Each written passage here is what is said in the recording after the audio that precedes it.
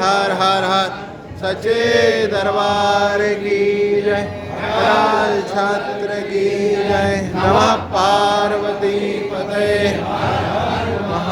अवधातारम् अवानुचानम् अवशिष्यम् अवपश्चातात् अवपुरस्तात् अवोत्तरातात् अवदक्षिणातात् अवचोर्धरातात् अवाधरातात् सर्वतो मां पाहि पाहि समन्तात् त्वं वाङ्मयः स्वच्छिन्मयः त्वम् आनन्दमयः त्वं ब्रह्ममयः त्वं सच्चिदानन्दादित्योऽसि त्वं प्रत्यक्षं ब्रह्मासि मैया की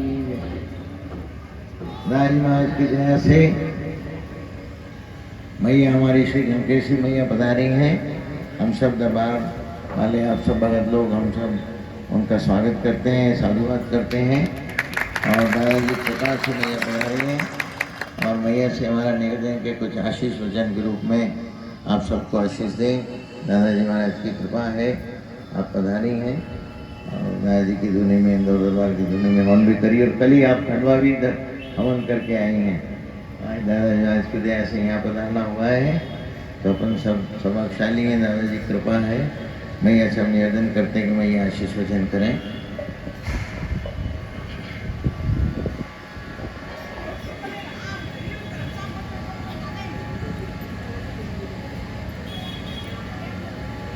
ध्यानमूलं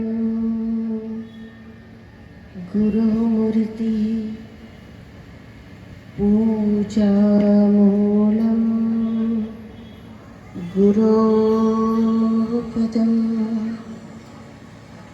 मन्त्रमूलं गुरोर्वाक्यं मोक्षमूलं गुरोर्कृपा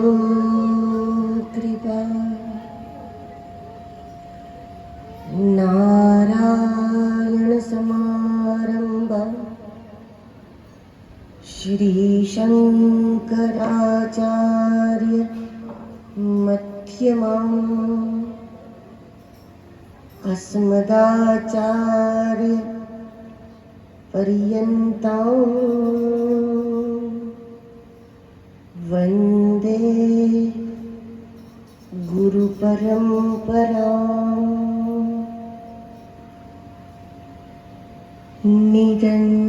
निरञ्जनरूपा जय गुरुदेवा। ये 2-3 पंक्ति मैं चाहूंगी आप लोग पीछे दोहरावे। निरंजन रूपा जय गुरुदेवा।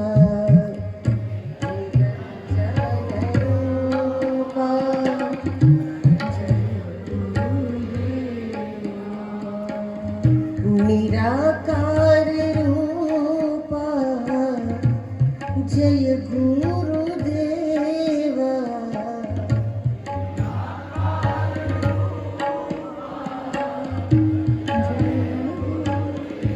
देवा ब्रह्म स्वरूपा जय गुरुदेवा।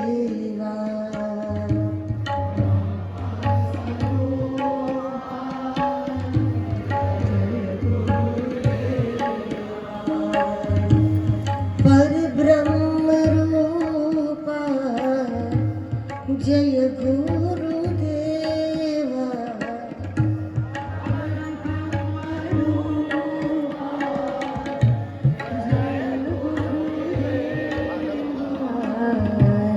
केशव स्वरूपा जय गुरुदेवा। केशव स्वरूपा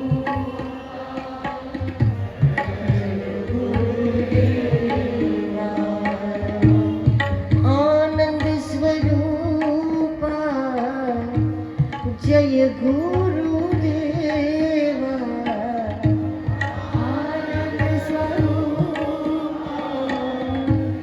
जय गुरुदेवा ओंकार रूप जय गुरुदेवा ओंकार रूप जय श्री नर्मदा मैया की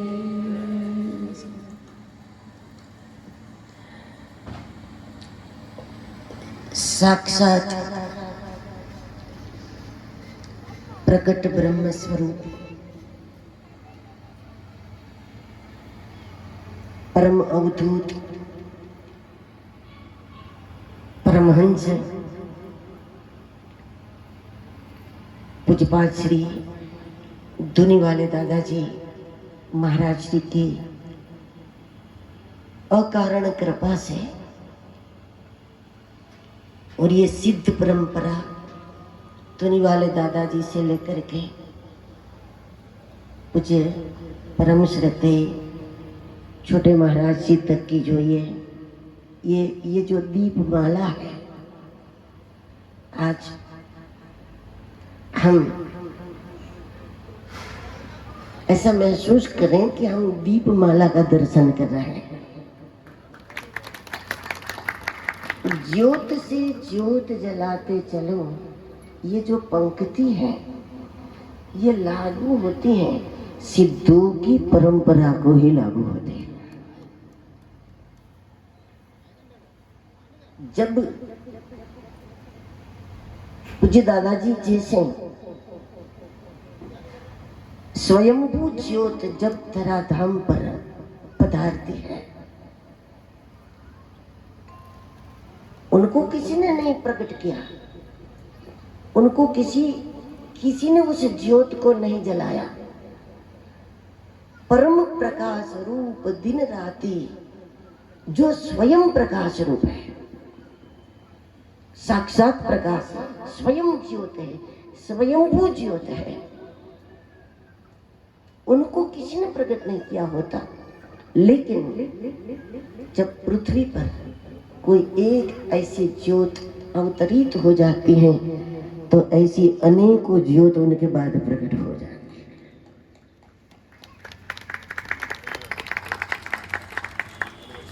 महाराज जी को जो छोटे सरकार श्री को हमें कहीं मंच पर मिलना कभी कभी होता रहता है।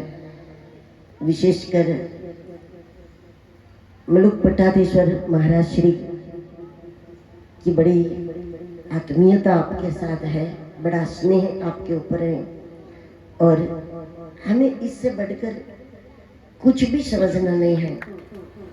आपके द्वारा हो रहे जो परमार्थ है, आपके व्यवहार में जो सहजता, सरलता और निर्मलता का जो हमने आज तो हमने अनुभव किया, लेकिन जब बार बार महाराज श्री आपका जिक्र करते हैं तो हमको बहुत अच्छा लगता है, क्योंकि ऐसे महापुरुष जब किसी के लिए बोलते हैं तो उनके पीछे न तो लोभ होता है न तो भय होता है। व्यक्ति दो कारण से झूठ बोलता है, कोई भी व्यक्ति झूठ बोलता है तो दो कारण से बोलता है। एक तो लोभवश, लोभ में आ गए तो व्यक्ति सज्जन को भी दुर्जन कर दे, कह दे, दुर्जन को सज्जन कह दे। अथवा भयवश ऐसा होता है। लेकिन मुझे मलुक पीठाधीश्वर महाराज जी जैसी जो विभूतियां है, जो पृथ्वी के आभूषण है, और ऐसे महापुरुषों के मुख से, उनके श्री मुख से अगर किसी के लिए कोई बात चलती है तो उसमें हमें कोई संदेह नहीं होता। और यही कारण कि आज हमारा मन था कि हम यहाँ करके दर्शन करें, और आपका निमंत्रण तो था ही, लेकिन हमारा भी मन था कि हम और कल एक दिन पहले हम कल खंडवा भी दर्शन किया, हवन किया, प्रसाद लिया, टिकट प्रसाद लिया, दादाजी के आशीर्वाद प्राप्त किए और दादाजी से आज्ञा ली कि हमें कल इंदौर आपके दरबार में जाके आपका दर्शन करना है। और अच्छा, गुरु की कृपा जब किसी पर हो जाती है तो गुरु क्या देता है? गुरु कृपा से होता क्या है? आप प्रत्यक्ष यहाँ पर अनुभव कर रहे हैं, बस हम बोल रहे और आप अनुभव कर रहे, इतने फर्क है। गुरु करता क्या है? गुरु वैसे देखा जाए तो प्रत्यक्ष रूप में कुछ भी नहीं देता, प्रत्यक्ष रूप में कुछ भी नहीं देता, क्योंकि जो देते हम देते, हम उनके पास जाते हैं, हम उनके चरण में पुष्प रखते हैं, फल रखते हैं, फूल रखते हैं, दक्षिणा रखते हैं, जो भी हम ही रखते हैं। गुरु क्या रखते हैं? गुरु क्या देते हैं? प्रत्यक्ष रूप में देखा जाए तो गुरु कुछ भी नहीं देता, लेकिन अगर अंतर्दृष्टि से देखा जाए, उन्हीं की दी हुई दृष्टि से अगर देखा जाए तो गुरु के समान कोई दाता नहीं होता, क्योंकि वो अपने आप को देता है, वो खुद को ही लुटाता है। देखो, हमारे भीतर गुरु की शक्ति, गुरु की कृपा, अगर शक्ति गुरु की आ जाए तो मानस भी एक प्रमाण है।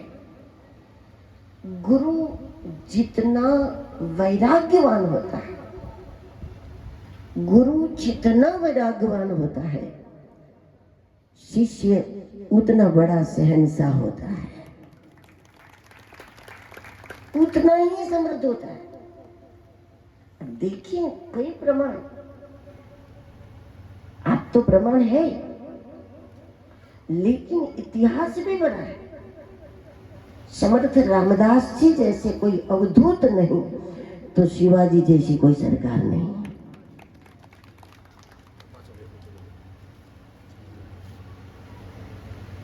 और रामकृष्ण परमहंस जी जैसे कोई अवधूत नहीं तो स्वामी विवेकानंद जैसा कोई सम्राट नहीं। वास्तव में गुरु का वैराग शिष्य के जीवन में जो वैभव होता है, आम लोगों का वैभव, आम लोगों की बिल्डिंगें, आम लोगों की इमारतें, वो अलग चीज होती है, वो भाग्य का परिणाम होता है। लेकिन गुरु परंपरा के पास जो वैभव होता है वो भाग्य का परिणाम नहीं होता, ये गुरु के वैराग का परिणाम होता है, गुरु के वैराग का प्रसाद। शिष्य को प्राप्त भौतिकता भी गुरु के वैराग्य का प्रसाद है। और जब वैराग्य के प्रसाद में शिष्य को जब वैभव प्राप्त होता है तो वो एक वैभव ऐसा है कि जो शिष्य को वैभवशाली तो बनाता है लेकिन अविवेक नहीं करने देता, अहंकार नहीं करने देता। मानस प्रमाण, जब केवट के पास राम जी गए, केवट कौन होता है? गुरु ही तो केवट है, गुरु ही कर्णधार है, कर्णधार सदगुरु दृढ़नावा। शिष्य के जीवन में जितना संयम अधिक होता है, गुरु की शक्ति उनमें उतनी अधिक नजर आती है, हमें उनको जगह देनी पड़ती है अपने अंदर। जब कर्णधार मिल गया राम को, जीवराम को, जब केवट मिल गया तो केवट का लक्ष्य क्या था? जब भगवान ने अंगूठी दी, कथा आपने सुनी है, तो केवट ने कह दिया कि फिरती बार प्रभु मोहि जो देवा, सो प्रसाद में सिर धर लेवा। अभी नहीं, फिरती बार। तो फिरती बार का मतलब क्या? मतलब ये था, केवट का लक्ष्य ये था कि जिस जीवराम को मैं अपनी नाव में बिठाऊं, ये गुरु का विचार है। जिस शिष्य को मैं अपने चरणों की नाव का आश्रय दूं, जिस शिष्य को मैं अपने चरण में अपनाऊं, उसको जब तक मैं राजा न बना दूं तब तक मैं कुछ स्वीकार नहीं करूंगा। मुझे साधु राम से कुछ नहीं चाहिए, मुझे जो चाहिए वो राजा राम से चाहिए। और राजा आप बनोगे, राजा आप बनोगे, मेरे बताए मार्ग पर चलोगे तो तुम राजा बनोगे। ये हर गुरु की बात है, हर केवट की बात है कि जो गया वो तो वनवासी राम है। और हम सब वनवासी तो है, वन मतलब जीवन में भटकना, जन्म मृत्यु में भटकना, वनवासी हम सब।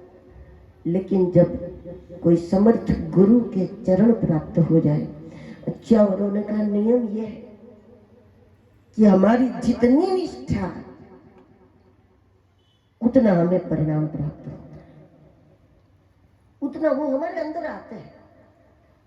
हमारे विचार के रूप में गुरु होते हैं, हमारी वाणी के रूप में गुरु होते हैं। जिस पर भी गुरु कृपा होती है, गुरु कृपा और गौ कृपा, कोई तो ऐसी अद्भुत शक्ति मनुष्य को देता है जो पूरी दुनिया से हटकर उसके पास होगी। पूरी दुनिया के केवल उसी के पास होगी। लेकिन उसका नियम है। कथाओं में हम कहते हैं कि भगवान कृष्ण यमुना जी के जल में खड़े थे, कमर तक पानी था, खड़े थे। गोपियां उसमें दीप दान कर रही थी और कृष्ण उन दीप को धक्का मार रहे थे। जो दीप गोपियां रखती थी दोने में, कृष्ण जल को धक्का लगा के उस पार कर रहे थे उन दीपों को। तो जसोदा ने पूछा कि लाला कब तक करोगे ये तो हजारों दीप है, हजारों दीप को धक्का लगाओगे, हजारों दीप को उस पार ले जाओगे, पहुंचाओगे क्या? तो जगत गुरु कृष्ण ने क्या कहा, वही हमारे आपके गुरु कहते हैं, वही दादाजी महाराज कहते हैं। जगत गुरु कृष्ण ने कहा जसोदा जी से कि मैया, सारे दीपों को उस पार करने की मेरी जिम्मेदारी नहीं है, लेकिन जितने भी दीप दोने में तैरते हुए मेरे चरण की ओर आते हैं, उनको पार करना मेरी जिम्मेदारी है। जो मेरे चरण की ओर आ गया उसको पहुंचाना, ये मेरी जिम्मेदारी। और यही हर गुरु की बात है। गुरु कृपा बहुत कुछ नहीं देती। आपको बहुत लोग ऐसे मिलेंगे जो आपको बहुत दे, कोई आपको पद दे देंगे, कोई पैसा देंगे, कोई सत्ता देंगे, कोई नौकरी दिला दे, कोई कुछ दे, कोई कुछ दे, कोई विद्या दे, कोई सिद्धि दे। संसार में बहुत कुछ देने वाले बहुत लोग हैं, लेकिन एक गुरु ऐसा होता है जो बहुत कुछ नहीं देता, सब कुछ देता है। और बहुत कुछ में तो कुछ ना कुछ बाकी रह जाता है, लेकिन जहां सब कुछ आ गया, सब पायो रज पावनी पूजे, तो गुरु परंपरा ही व्यक्ति को सम्राट बनाती है। दुनिया में सच्चा सम्राट वो है। उस परीक्षित को सुखदेव जी ने राजा कहा है, जो परीक्षित राजा नहीं था। जब तक वो हस्तिनापुर का राजा था, राज सिंहासन पर था, सुखदेव जी ने कभी राजा नहीं कहा उसको। लेकिन जब गुरु के चरण का आश्रित हो गया, सुखदेव जी ने कहा कि अब मैं भी राजा, तुम भी राजा, अब हम बराबर। गुरु के चरण में पहुंचने के बाद, क्योंकि दुनिया में गुरु ऐसे होते हैं, परमात्मा ऐसा होता है, अग्नि ऐसी होती है, संत ऐसे होते हैं जो लेने के लिए दुनिया में आते ही नहीं है, वो देने के लिए आते हैं। लोग प्रगट में देते हैं, गुप्त रूप से लेते हैं, जबकि संत, सदगुरु, अग्नि ये सब प्रगट में लेते हैं, गुप्त रूप में देते हैं। और यहाँ तो दादाजी की अग्नि विद्यमान है। गुरु की कृपा हम और आप सभी के भीतर परमात्मा के प्रेम की अग्नि प्रज्वलित करे कि गुरु की आग है वो तपाने का काम करते हैं। और दो में से एक बात अनिवार्य है, ये आपको चुनना है कि आपको जलना पसंद है कि तपना पसंद है। एक अनिवार्य है, एक कंपल्सरी बात है। जो भी पृथ्वी पर मनुष्य आ गया उससे दो में से एक मार्ग पसंद करना पड़ेगा। यदि आपको तपना पसंद नहीं है तो जलकर खाक होने के लिए तैयार रहो, अगर जलना नहीं है तो गुरु के चरण में तपने के लिए तैयार रहो। क्योंकि जो जलता है वो खाक हो जाता है, जो तपता है वो दुनिया में चमकता है, जो तपता है वो चमकता है। तो यहाँ पर आप सब दादा दरबार में इसीलिए आए हैं कि हमें जलकर खाक नहीं होना है, हमें तप करके चमकीला होना है। और मुझे दादाजी की कृपा इसी प्रकार हम सभी को प्राप्त होती रहे और हमारे तन में, मन में, बुद्धि में, चित्त में जहाँ किसी भी प्रकार का कोई मेल हो, हमको नहीं दिखता, अगर दादाजी को दिखता है तो हम दादाजी से ही प्रार्थना करें कि आप ही उसको खत्म कर दो और हमारे जीवन को और चमकीला गुरु कृपा से हम एक प्रासादिक जीवन को सब प्राप्त करें। हम जब यहाँ आए तो बड़ा सुमधुर पद गान हो रहा था और बहुत सुंदर बरकत दी है माँ दादाजी ने आपके गले में, और आपकी ये विद्या को भी नमन। मुझे सरकार जी के चरणों में नमन, मुझे दादाजी के श्री चरणों में कोटि कोटि नमन। जय श्री दादाजी। जय श्री दादा।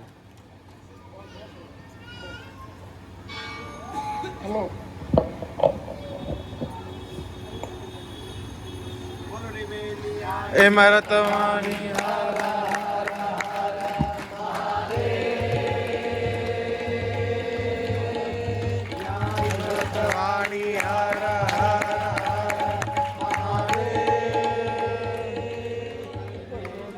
मरतवानी हर हर